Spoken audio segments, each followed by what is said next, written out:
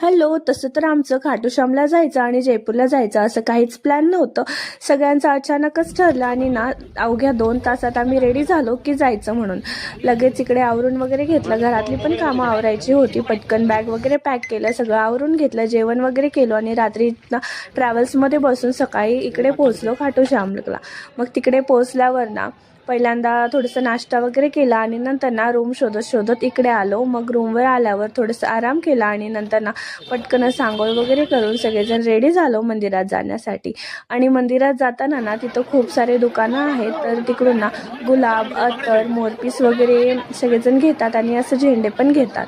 तर मी तर तुम्हाला हे रेकमेंड करेल की तुम्ही काहीच घेऊ नका, फक्त मोरपीस घ्या. कारण हे सगळ्या गोष्टी ते जेव्हा आपण लाईनमध्ये थांबतो ते तिकडेच सगळे असे जमा करून घेतात. त्याच्यामुळे ते देवाकडे काही जातच नाही. त्याच्यामुळे हे घेऊच नका, मी तर असं म्हणेन. आणि जाता जाताना तिथे श्यामकुंड लागतं. तर तिकडे आपल्याला थोडंसं हातपाय तोंड वगैरे धुवून म्हणजे मंदिरात जायचं आहे. तर मंदिर 5 वाजता उघडणार होतं. तर तिकडे पोहोचलो तर खूप जास्त लाईन होतं, खूप जास्त धक्कामुक्की होत होतं, गर्दी पण जास्त होतं. तर कसं बसं आम्ही पोहोचलो आणि इकडे बघू शकता, इकडे ते झेंडे वगैरे ते पण जमा करून घेतले. तर त्याच्यामुळं तुम्ही काहीच घेऊन जाऊ नका, फक्त मोरपीस घेऊन गेलं तरी ते बस आहे, कारण आपण ते घरी आणू शकतो. आणि कसं बसं लाईनमध्ये 1 तास थांबल्यानंतर 1-1.5 तासानंतर आतमध्ये जायला भेटलं आणि छान असं दर्शन वगैरे झालं. आणि मंदिराचा गाभारा असं काही नाही आहे, असं शेड आहे आणि त्याच्या खालीच मंदिर वगैरे आहे. मग छान असं दर्शन केलं आणि चिनूला पण खूप जास्त भूक लागलं होतं.